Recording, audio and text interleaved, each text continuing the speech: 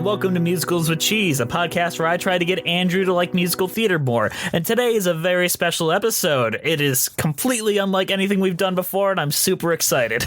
We're just straight doing an interview.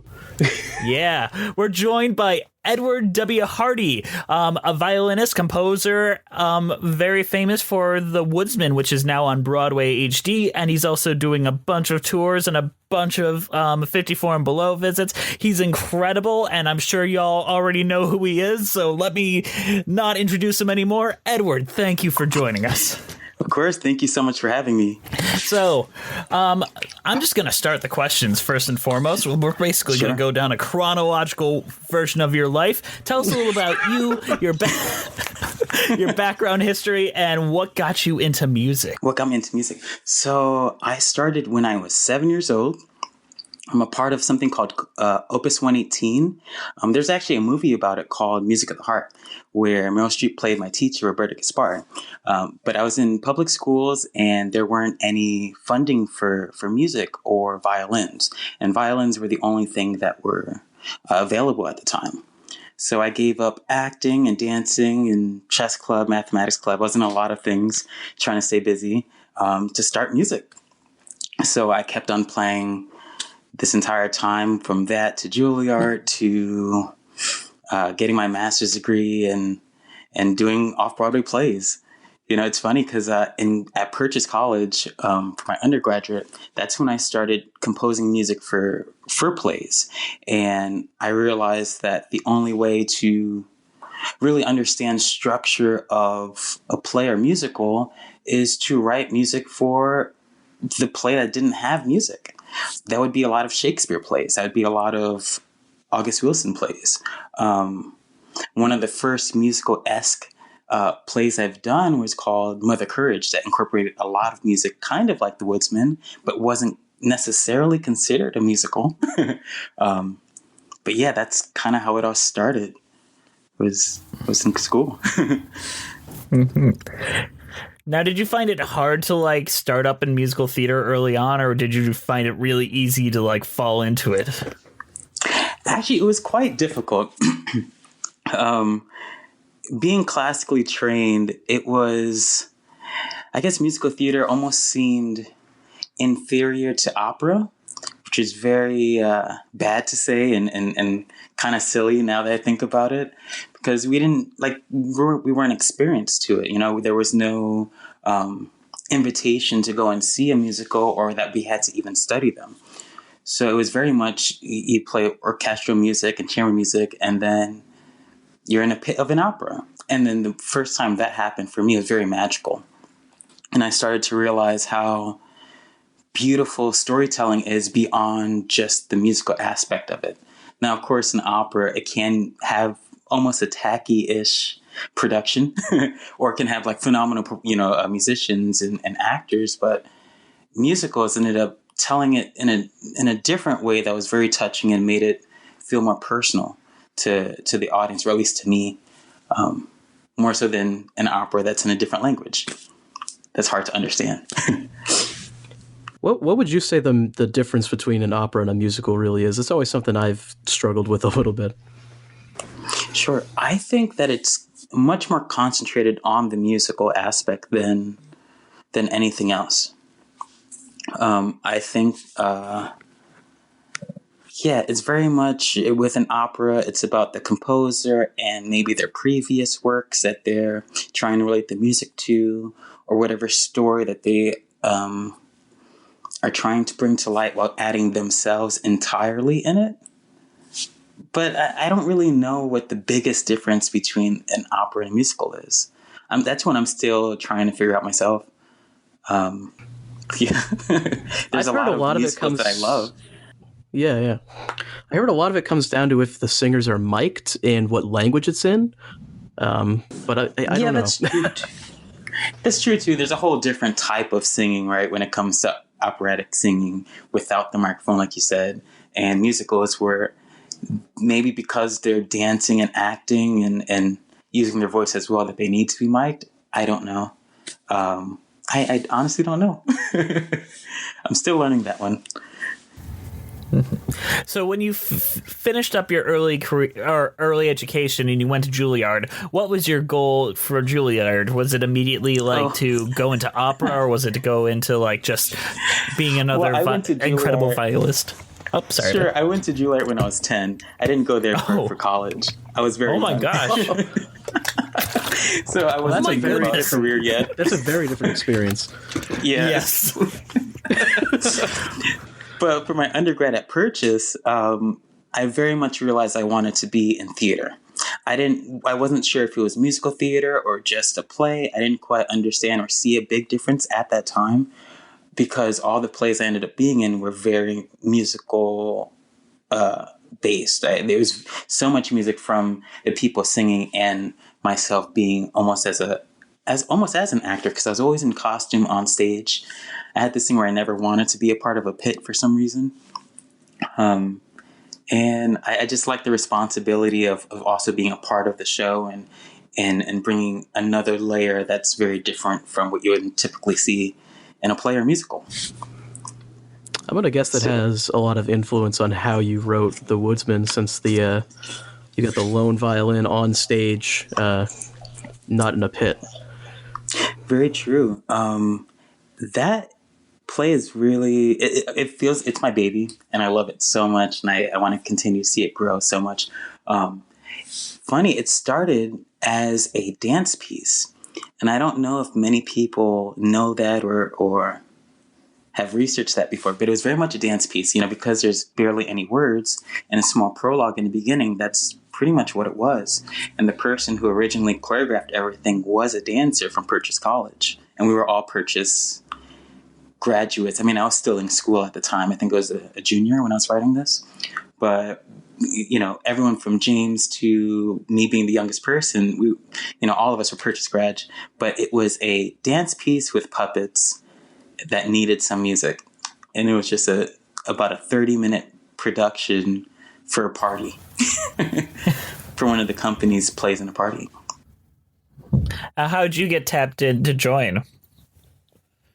Most of the time it was through one of the actors, because I did all of their plays at their conservatory.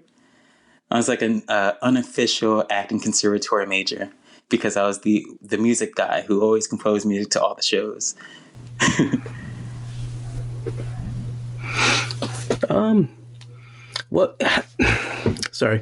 What is it like writing a full show for one instrument? That seems like it could be like pretty difficult to pull off. It was. It was really stressful at first. Some aspects of it were very emotional as well.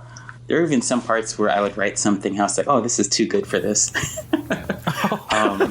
Oh no. Yeah, some of those like love themes that I love so much. I tried to imitate something from Romeo and Juliet in that opera, and that orchestral setting. And I thought that's something that could have expanded to a greater piece on its own. But it felt, it was just the perfect amount for the connection between Nimmy and Nick Chopper. But I needed to explore a few different genres, figure out how to fill up silence, because I've never played for that long before, nonstop. I think there's about maybe a 30-second break that I have throughout the entire 75-minute production that it is now. The violin just keeps going. It just keeps going. It's a lot of endurance, a lot of supporting what's happening in front of me, a lot of foreshadowing what's about to happen, and of course introducing themes of each character and how they play with each other. It was kind of difficult in the beginning. James and I, we sat in a room. I think it was in Queens, and we just talked for a while about what we thought the scenes would look like. And that would already give me a lot of ideas on what the music sounds like. For some reason, if you tell me a story, I already start to hear music. It's like, oh, this is what I think would sound nice. So he would tell me a bunch of his ideas, and I would tell him mine and play for him. And that's kind of how it ended up happening. We would bounce each other's ideas off of each other. Then a script was born, and then a score was born. And it's funny, throughout time we would say, "Oh my gosh, I didn't realize that you're doing the three pizzicatos for the witch clicking her heels three times." Like, yeah, that's what it's for. All these like little things that may or may not have been missed in the play are a reflection of what I see or have heard the idea from him. That all sounds very confusing. I follow it pretty well. Like, it makes sense. Like, the follow-up question I had to that was, how much involvement did you have with the sound design as well, and the sounds being made on stage to implement that into your, like, compositions? That one that came with each addition to expanding the play. From what I remember, it wasn't much of, for instance, the Kalita that has this very unusual sound. We didn't really develop that to what it is now until we went Off-Broadway, really. Before that, it was, I think maybe at Ars Nova we kind of had something. It's a drum that has some rosin, like I use for my bow. And you pinch it with a string in the middle of the drum, and it makes this like rattling sound, along with people kind of growling like a tiger or bear or something like that. And that's what develops that eerie sound of the Kalita. So that one was more of a, let's throw some ideas and try to invent this type of sound, because everything is about creating what's happening in a play live. None of it was sound effects. So how do we replicate this sound of this unusual mythical creature every night? Okay, let's have a drum the old-fashioned way, throw some pots and pans to see what happens.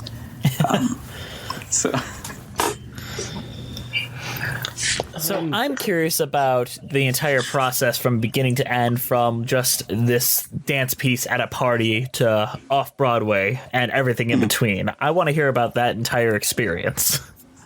Sure. Like I said, it started as a dance piece, and we didn't think that it was actually going to continue afterwards. It was kind of one of those projects where it seemed like a cool idea, and let's just put this on. We're all creative people. We all love each other. Why not? And then we got a very well response from the audience that wanted to see it again. So the next year we did it again.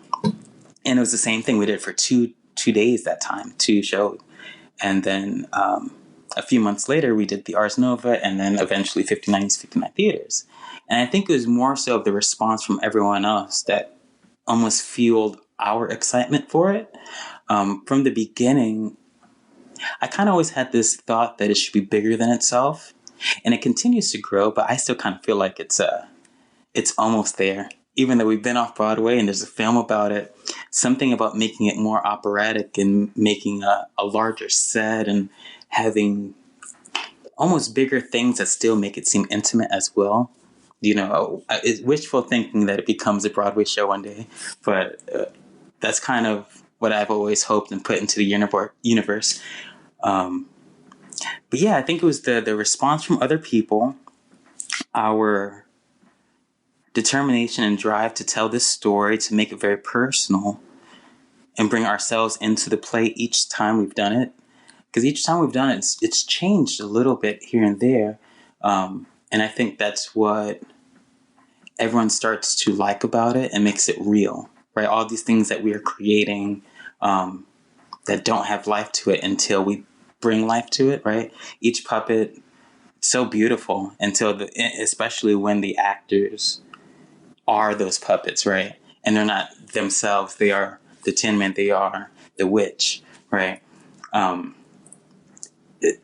then it's also, behind the scenes, so much playing around with these puppets, so much playing around with every single idea and variation of what can be, to see what works and what doesn't work, what looks silly and what looks fun or serious, And I think this play also touches on so many different emotions. So all that being said, the music always had to change as well with each addition to the script, its expansion of everything. The music also reflected what was happening, what's gonna happen. Every time the witch gets closer to an audience member or jumps, I have to do almost the exact same thing. I guess I don't necessarily have to, but that's something I wanted to as a composer, right? Something I'm telling myself that's what should happen, and whoever else plays the part. Yeah, it was just a very after the second rendition of it, it was very much a forward direction until New World Stages and Broadway HD. Yeah. So You my may not next have much question. insight. Oh, sorry about that. I'm gonna go. Oh, Andrew, I'm gonna go you first, go. I think. You go. You might not have much insight into this, but I'm wondering if you know anything about how the puppetry and all that came about. How it came about, like how it was created. Yeah, like who did you get to make the puppets, and whose idea okay. was it to do that? Sure. That's all James Ortiz. That's his thing. He loved, from my understanding and the history I know about him before Purchase as well. I mean, he's a phenomenal actor, but he loved creating puppets, and that's what he's really into. That's what he's really known for nowadays, that and set design.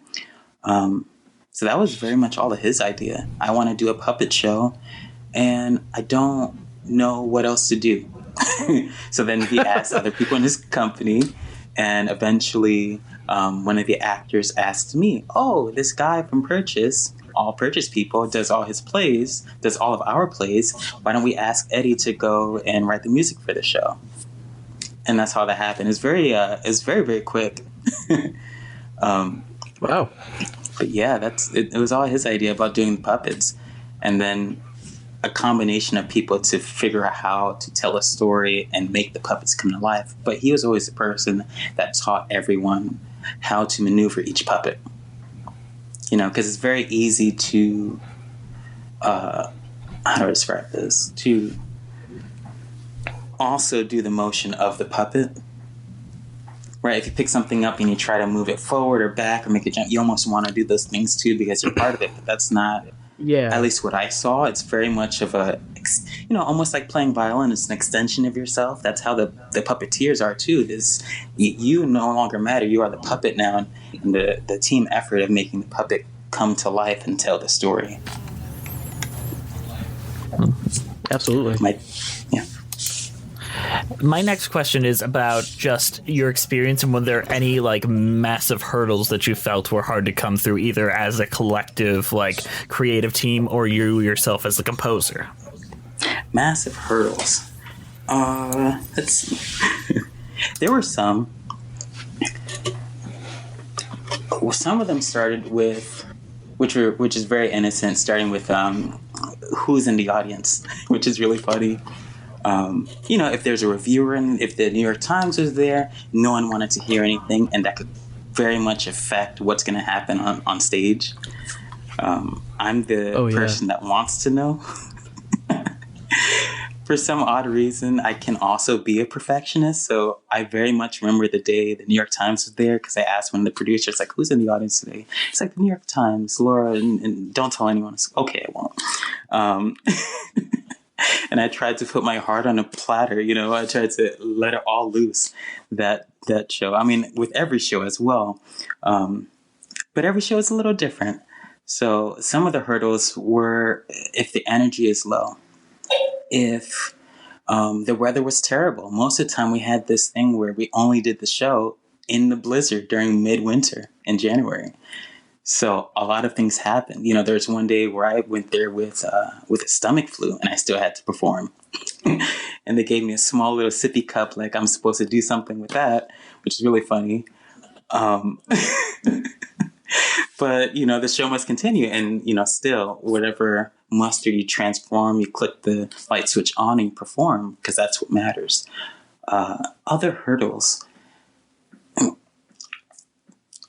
I think generally speaking, when a show becomes more and more successful, it's harder to hold on to the true values and why it was first created and why you want to continue to tell that story, your story, and bring your best foot forward along with everyone else. So as the play continued, it seemed like it was harder and harder for everyone to do that. credits going everywhere and fame's going everywhere and recognition from everyone. And it almost, my biggest worry is that it becomes commercial. That becomes so repetitive that it's on autopilot, because that's not... the show just gets too big for everyone involved. Right. It's just not... And then it takes away from the performance itself. Right? It's... Every single time someone performs... Like, every time I play my violin, although they're small, I can't replicate exactly what happens each time. It's something different how I'm feeling. Maybe I lost something that day and I'm really sad. That's somehow incorporated into what I'm doing as well. Maybe I'm having a great day and it changes ever so slightly. But of course, you always try to tell the story of what the piece is. But if it becomes too commercial and everything is there's no more spark, then I guess only a few people will notice, right? If you're really a big fan, if you actually really pay attention, if you've seen it develop since, you'll see that it almost plateaus. And that was one of the big hurdles that happened at some point too. But like I said, we're always like trying to get better, and that's always the goal. To put on an even better production instead of just doing what was older version.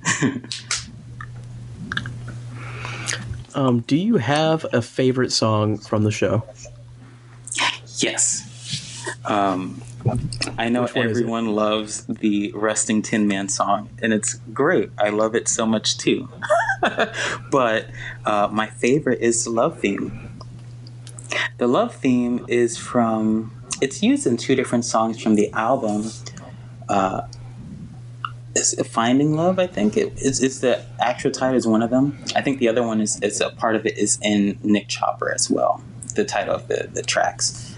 But it's a 16-bar phrase. I think it's 16 bars. And it's what I was talking about earlier that replicates the Romeo and Juliet one, where it's just continuous all the way into the last note. Would you like me to play it for you? Yes, please. Yeah, go for it. Oh my God. I hope it's not I wish this was a video podcast just so you could see the giant smile across my face as that was offered. Tell me if it's too loud. I hope it's not. But this is the entire love theme that is my favorite part of the play.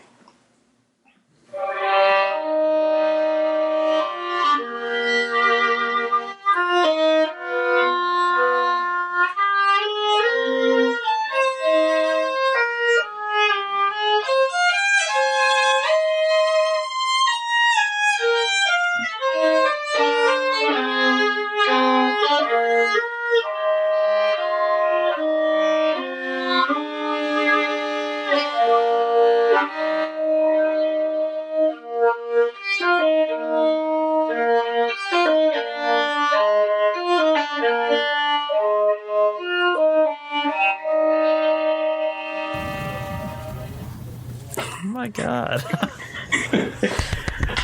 That was wonderful. I tried to play that very softly.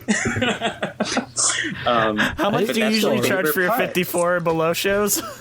Huh? How much do you usually charge for your 54 and below shows? Because we just got a deal. If you guys ever come to one, I'll give you a free ticket. Oh, really? Ooh. Yeah. Oh my gosh. Eddie Hardy is the best guy ever. Okay. So that's from, like a Romeo and Juliet. Well, not from, but inspired by right. Romeo and Juliet. I'll play the opera. version I was talking about that I was inspired by.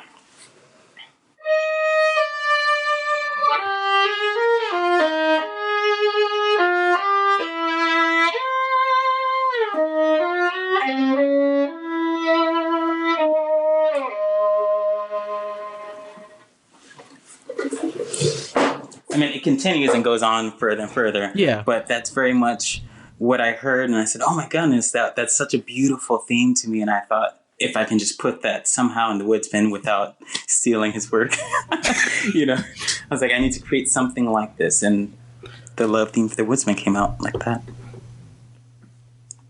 Yeah, it's very good. That's wonderful. Now, if we could move away from the Woodsman for just a second, and we'll return to it, I'm sure. I kind of want to talk about your other poetry-inspired things, like Nevermore and Evil Eye, like those types of pieces. I want to know the inspiration behind them and how poetry can inspire you to musically, basically. Sure. That all started about a year ago. I was going to do this production of an Edgar Allan Poe play called 4 Days with Edgar Allan Poe.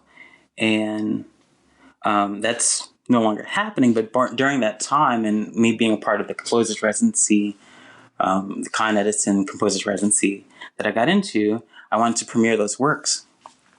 And it started with Nevermore. So I went to the Poe Cottage in the Bronx, and I bought some books and did a lot of research, and even contacted the Edgar Allan Poe Facebook page, to have them help share the news, which is really great. But yeah, it was more so of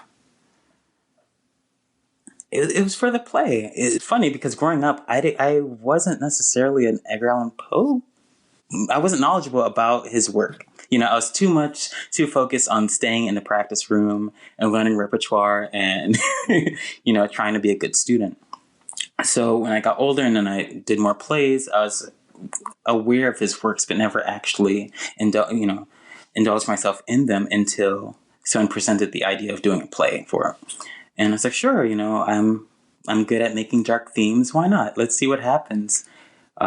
So the first thing I did was, of course, I read the play, but then I went on YouTube and tried to find someone reciting it, Nevermore, and I tried to just hear what type of music would accompany that.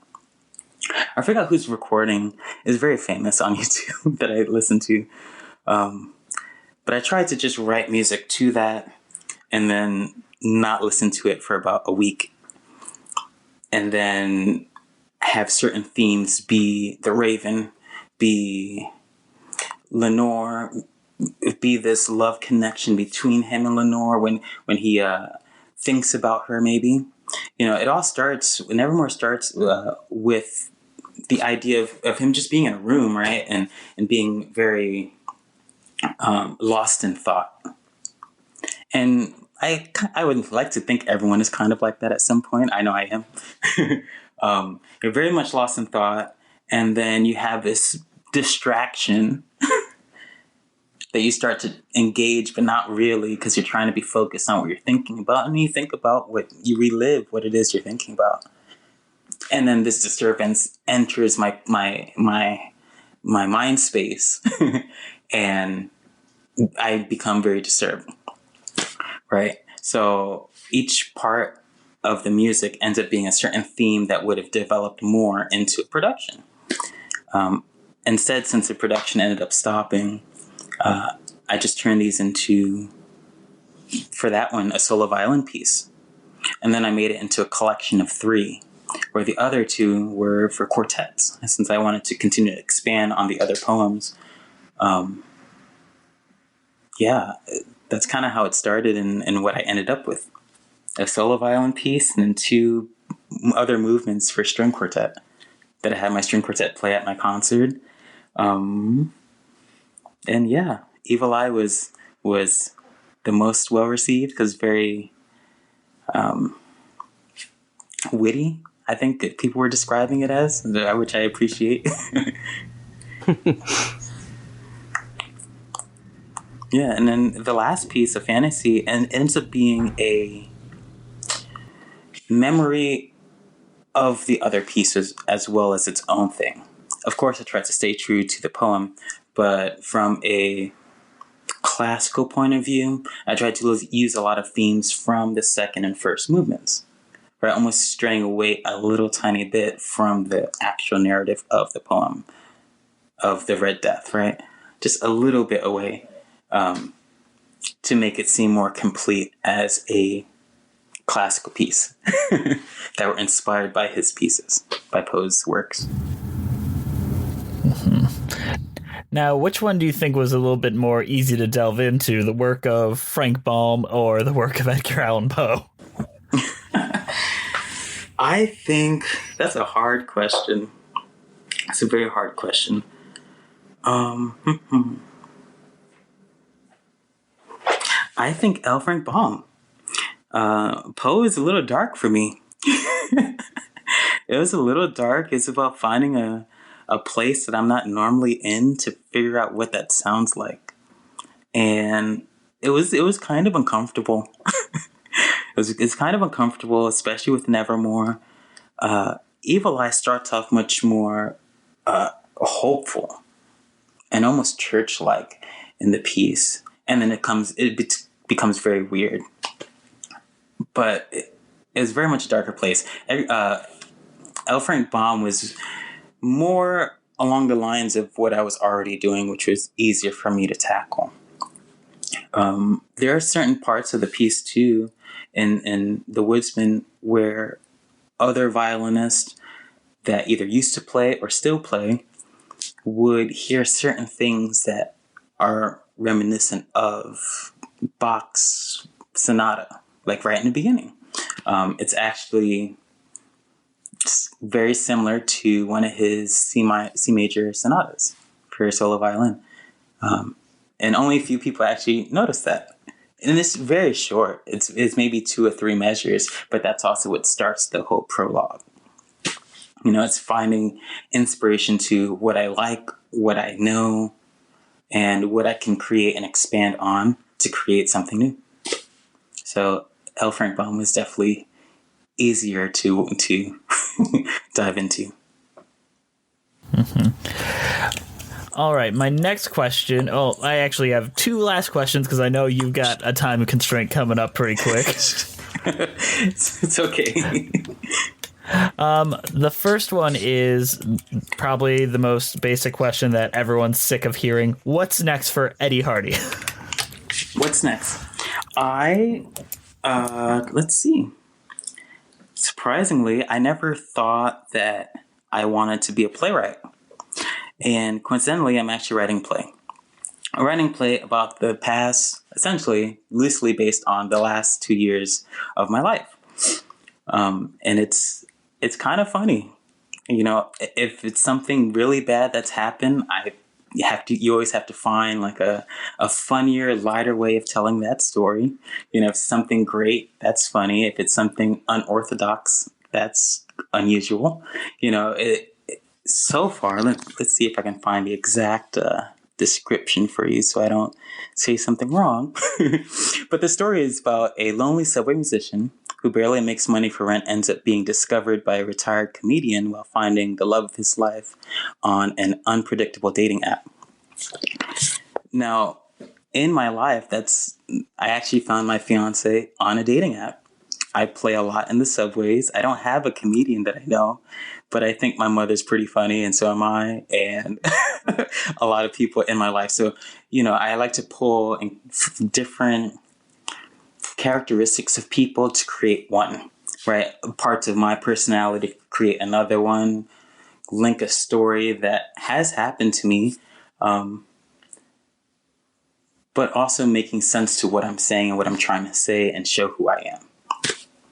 So that's actually the next thing besides performing all over the city. That's my personal project. I'm working on a new play, and it's going to be very musical, or it's going to have a lot of music in it. I'm not sure it's a musical yet, but it's very musical in that sense. Well, let us know when that comes out. We would love to cover it on this show. We would love to cover it on this show. Sure. Would you be playing yourself in this, do you think? As of now, I would. And the comedian I reached out to, because I'm really excited and kind of giddy about all of this, because I reached out to a fellow colleague from Purchase. And I was like, man, Marcus, I've always wanted to work with you. And it's going to happen one day. Almost, 9-10 years later? No, actually 5 years later. It's like, hey, this is the time. I wrote this part just for you. Okay, find a director. Hey, Dean, you remember we used to work together all the time? That's kind of how it's happening so far. So I feel like I'm creating a team and then still writing this play, and I'm really, really excited about it. So yeah, I will be playing myself and trying to fill in the blanks here and there when it happens. That's fantastic. I'm excited for this. As just a fan, I'm like, oh, that sounds great. Now, my very last question, which is also the question that every composer hates to get, but I'm going to ask anyway, is what is your advice to all the inspiring creatives out there that I know for a fact are listening? Because me and Andrew are inspiring creatives, or specific. If you want me to get more specifically musical theater composers or playwrights like yourself. Sure. Advice. I think after all of my schooling, I've realized that life experience is really what ends up teaching me how to write better. And I think that you have to continue to write, try to write every single day, if not think about it, if not live the experience that you want to tell one day. Trying to do any of those things without it being personable to you is going to be very difficult from my perspective. So experience life more, write every single day, continue to learn from others, and be inspired. Always be inspired. One of my things nowadays is that I love artwork. I don't know what it's about. I love going to an art auction, even if I'm not going to buy anything, and just seeing a lot, because that also keeps my mind going and expands the horizon for me. So I think that's advice. That's a beautiful way to end this, wrap this all up. I think that was a fantastic interview that he gave. He's really good at this. He's done this before, I think. Thank you so much. It was wonderful having you on. I'm sure there's tons of stuff you want to promote out there for yourself, so go ahead, promote it out there into the world. Again, my name is Edward W. Hardy. Thank you so much for listening. You can follow me at Edward W. Hardy on Twitter, Instagram, and Facebook, or my website, edwardwhardy.com. That's about it. There's no albums you want to try to get people to buy? Buy the Woodsman album. I'm still working on an album. The only album I have is the Woodsman one, and a few singles that come out here and there. But nothing in the works right now. I just have the play. If you have any recommendations on something you want me to work on, I will take that. I have plenty of ideas if you want some.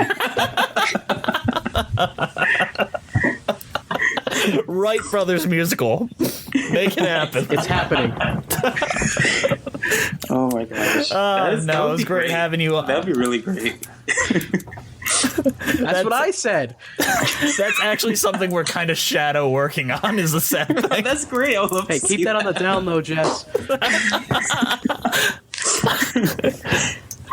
That's so cool. All right, let's do our closing remarks, Andrew, so we can wrap this all up. All right. Well, what do you want me to say?